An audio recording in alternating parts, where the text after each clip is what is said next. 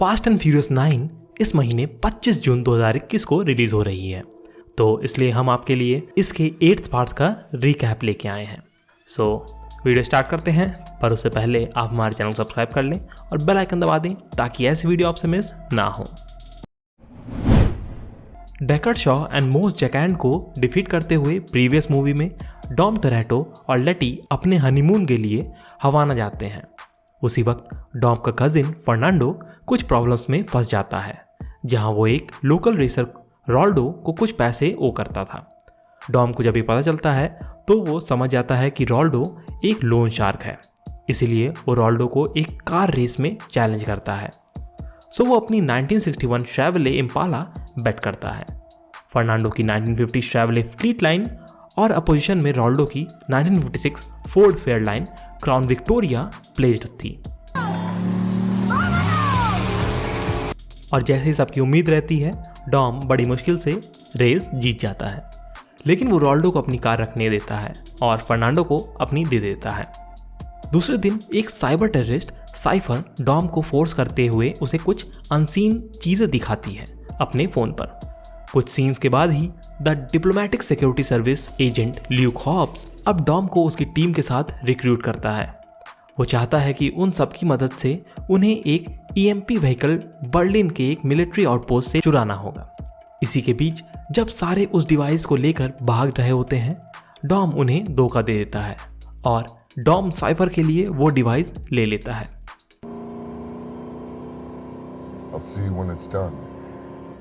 Hobbs को arrest कर लिया जाता है और हम ये देखते हैं कि उसे उसी जेल में बंद कर दिया जाता है जहां डेकर्ड शॉ था।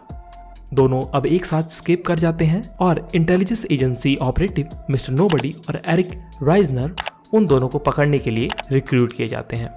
डेकर्ड फिर सबको बताता है कि साइफर ने ही ओवेन और मोस को कुछ चुराने के लिए अपॉइंट किया था।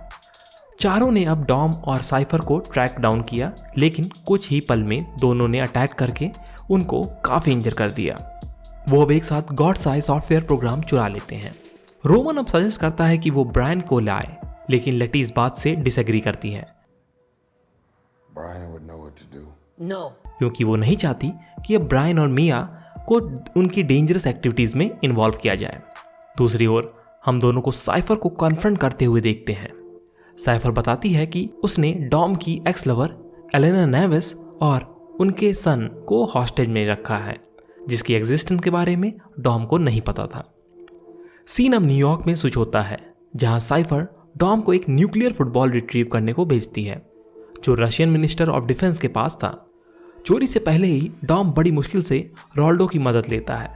उसने डेकर्ड और मैगडेलनी को भी परस्यूट कर दिया था कि वो उसकी मदद करें।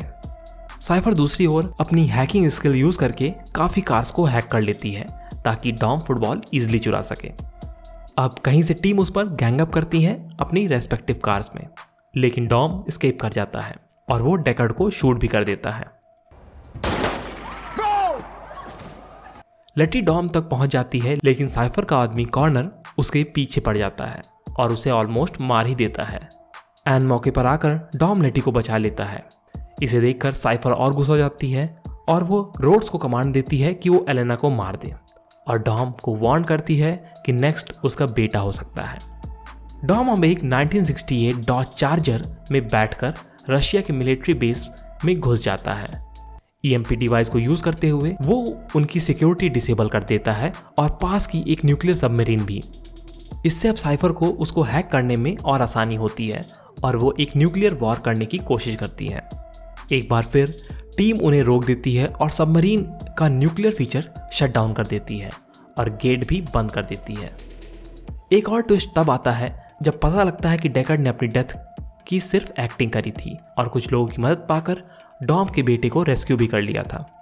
ये देखकर साइफर और भी ज़्यादा इरिटेटेड हो जाती है और डॉम की ओर मिसाइल एम कर देती है, लेकिन डॉम अपनी टीम से दूर भाग जाता है और मिसाइल सबमरीन पर लग जाती है।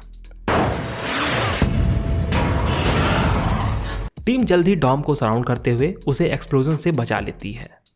डेकर्ड प्लेन के फ्रंट पर पहुंचता है, लेकिन साइफर बड़ी चालाकी से प्लेन से जंप मार देती है। इस सीन के बाद हम देखते हैं कि मिस्टर नोबडी और एरिक न्यूयॉर्क सिटी में डॉम और उसकी टीम को मिलने आते हैं। वो उन्हें कहते हैं कि साइफर अभी तक जिंदा है और मे बी एथेंस में है। हॉब्स को छुटकारा मिल जाता है और उसे उसकी नौकरी वापस मिल जाती है। डेकर्ड डॉम को अपने सन को लौटा देता है और जो भी उनके बीच डिफरेंसेस थे वो मिट जाते हैं। डॉम अपने सन को ब्रायन का नाम देता है और स्टोरी इसी पॉइंट पे एंड कर जाती है। Meet Brian. सो अब आगे क्या होगा वो तो इसकी next movie fast and furious 9 में ही पता लगेगा।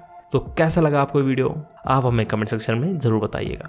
और अगर ये वीडियो अच्छा लगा हो तो इसे लाइक करें और चैनल सपोर्ट के लिए सब्सक्राइब बटन और बेल आइकन दबाना ना भूलें। धन्यवाद।